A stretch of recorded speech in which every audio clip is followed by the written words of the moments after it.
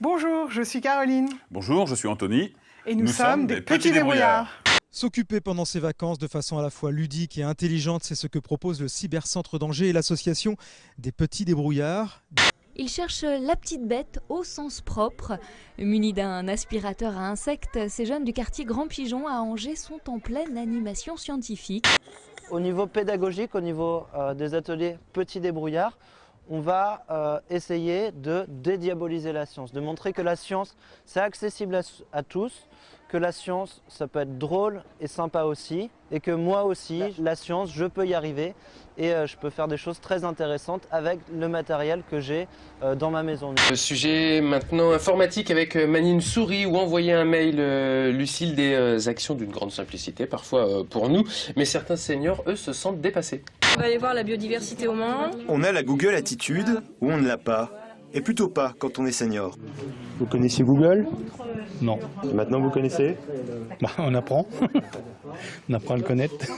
Pour rester dans le coup, il faut bien tâter de la souris à un moment donné. 15 monceaux ont franchi le pas à la ruche numérique cet après-midi. Si on ne l'utilise pas dans le travail, évidemment, ça paraît un peu plus compliqué à la retraite. Mais c'est juste comment dire, c'est juste des a priori qu'il faut essayer de passer outre parce qu'on est autant capable qu'un jeune. Comprendre le fonctionnement d'un ordinateur ou encore faire de la musique avec ses pieds. Ce sont des exemples d'ateliers proposés par le Tour de Bretagne du numérique. Cette semaine, 4 camions comme celui-ci sont partis de Brest pour sillonner la Bretagne et faire découvrir le monde du numérique. On a différents ateliers pour essayer d'en apprendre un peu plus sur le numérique. 22 étapes en Bretagne afin de faire participer un maximum de personnes. Et après quelques étapes, les organisateurs ont constaté l'enthousiasme du public. Depuis le début de semaine, les retours ils sont assez positifs. Les gens ils sont très contents d'avoir des animations dans leur commune. Aussi pour accompagner les gens dans une démarche participative. Vous voulez réparer une machine, mais vous n'avez pas la pièce. Le Fab Lab va peut-être vous aider.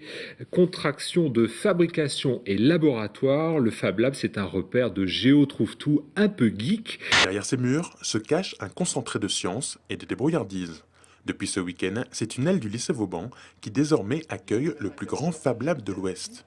900 mètres carrés dédiés à la pédagogie, au travail en commun et surtout à la production. Car les Fab Labs, contractions de fabrication et laboratoire, ont été pensés au départ comme un lieu où chaque passionné de sciences et de technique peut venir donner forme à l'objet qu'il a imaginé. Un Fab Lab sert à fabriquer des pièces qu'on peut normalement fabriquer qu'en industrie avec des machines un peu spécifiques. On donne accès à ce genre de machines, des petits modèles, mais on donne accès à tout le monde. Et on peut donc prototyper sur un ordinateur et produire les pièces, les fabriquer après.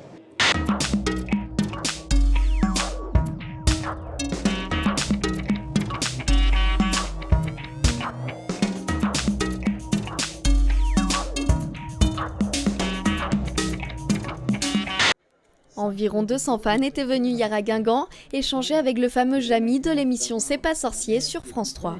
Une présence en Bretagne exceptionnelle pour apporter son soutien à un événement, le Science Tour de l'association des petits débrouillards. Stand, démonstrations et camions, le tout sur le thème des sciences et itinérants. Pas étonnant que la vedette en soit le parrain. Moi, c'est un sujet qui me taraude depuis maintenant une vingtaine d'années et qui m'anime. Plus qu'il me taraude, c'est de faire en sorte que la science réintègre ce qu'on appelle, ce que j'appelle moi, le panthéon de la culture générale. On s'intéresse aux disciplines scientifiques de la même manière qu'on s'intéresse aux disciplines artistiques. Et je crois qu'être ici avec les petits débrouillards, avec le Science Tour, c'est leur dire même combat et si je peux vous donner un coup de main, si on peut faire des choses ensemble, bien tant mieux. Une façon de retrouver l'esprit de son émission de vulgarisation de la science. Car depuis 1 an, et après 19 années d'existence, elle n'est désormais plus produite. Qu'importe, le principe a inspiré ce Science Tour, qui a de suite repris l'idée du camion itinérant, mais cette fois-ci dans les rues françaises. C'est de l'animation scientifique, et de l'animation scientifique dans la rue, il n'y en a pas, ça n'existe pas. Donc là, ça consiste à proposer des expériences scientifiques que réalise eux-mêmes le public. Alors ça, il n'y en a pas beaucoup non plus. Et c'est toujours cette idée de vulgariser les sciences, de rendre accessible à tous la culture scientifique et technique. Et ça, c'est quelque chose qui n'existe pas ailleurs. Généralement, il y a des lieux où il faut se déplacer. Nous, on se déplace dans la rue. Pour manger, la moule, elle s'ouvre, elle avale de l'eau. Et dans l'eau, il y a des petites algues microscopiques. Alors j'ai ramené un gel douche Gaumont. Est-ce que tu sais ce qu'il y a dedans? Je ne sais absolument pas comment c'est fait les gels douche Gaumont. Bah écoute, on va faire des expériences. Tu vas verser le gel douche dans la bouteille. C'est parti, allons-y. Et bien mélanger et faire de la mousse. Voilà. Donc c'est ça, un bon peu de gel douche. On touille d'un côté, on fait ça façon cocktail, téléspectateurs. Donc voilà l'intérieur du gel douche. Lorsqu'on met son doigt à l'intérieur du filtre, on sent des petites particules. Mais alors de quelle matière sont faites ces petites particules?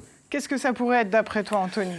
Moi, je pense que ça peut être soit minéral, c'est-à-dire un peu comme des petits grains de sable, soit organique, ça serait par exemple des petits grains de noix de coco, des petits grains d'arbres, enfin de bois, de pollen, je ne sais quoi. Alors, je récupère les petites particules autant que possible avec un couteau et je les mets dans une grosse cuillère à soupe. Oh, mais regardez-moi ça. On dirait des filaments de colle. On dirait des filaments de colle et il y a une odeur qui sent un peu la même odeur que lorsque on répare les skis, en fait, le fartage des skis. Donc en fait, c'est clairement du plastique, ça. C'est clairement du plastique. Cette année, le dispositif mobile sensibilise le public à la gestion durable du littoral. Une trentaine de dates sont prévues un peu partout en Finistère. Ce mercredi, il était au Conquet. 3 animateurs encadrent les activités. Au programme, une exposition interactive, un camion transformé en petit laboratoire et un atelier sur l'eau. Susciter une curiosité d'ouvrir des portes sur des aspects qui n'avaient pas forcément réfléchi avant. Je vais à la plage, j'étale ma serviette, je m'amuse. Souvent, les enfants s'arrêtent là. Mais le jour où on n'a pas le droit d'étaler sa serviette et d'aller se baigner parce que l'eau de mer est polluée, on espère qu'après un petit passage sur le Science Tour, ils auront une possibilité d'explication et de réflexion. On a joué à des jeux, on a fait des expériences, de la chimie. On doit laver l'eau pour qu'elle soit plus propre. C'était chouette. Le Science Tour est un projet porté sur 3 ans par la région Bretagne. Dans le cadre d'une nouvelle gestion de la zone côtière bretonne, elle souhaite associer tous les acteurs du littoral. Au cœur d'une des serres du château de Trévarèse, les plantes ont laissé la place à des jeux d'apprentissage. Mais la flore n'est jamais très loin. Sur ce jeu, il faut poser ses pieds ou ses mains sur les fleurs indiquées. Là, il faut découvrir des vertus méconnues des plantes. Du miel de rhododendron. C'est une fleur qui est dans le château de Trévarèse. C'était bon? Oui, très bon. Une serre ludique pour comprendre les merveilles du parc du château de Trévarèse. Souvent, tout à chacun ne sait même pas à quoi ressemble un camélia ou un rhododendron. Et donc là, avec le jeu, ça permet aussi d'attirer leur attention sur ces plantes ornementales, mais pas que ornementales aussi. On va pouvoir aussi découvrir des usages méconnus des plantes, par exemple, que l'on peut faire du thé avec des fleurs de camélia, des feuilles de camélia, pardon. Et après la découverte en images des fleurs, il faut se glisser dans les allées du parc pour les admirer, plonger sous les majestueux rhododendrons. On met son tablier, son masque, ses lunettes et c'est parti pour l'atelier peinture. L'association Les Petits Débrouillards est en pleine préparation pour le carnaval du Blône qui se tiendra le 29 avril. Avec tous les centres de loisirs, tout ça, il va y avoir à peu près 350 enfants si je ne me trompe pas.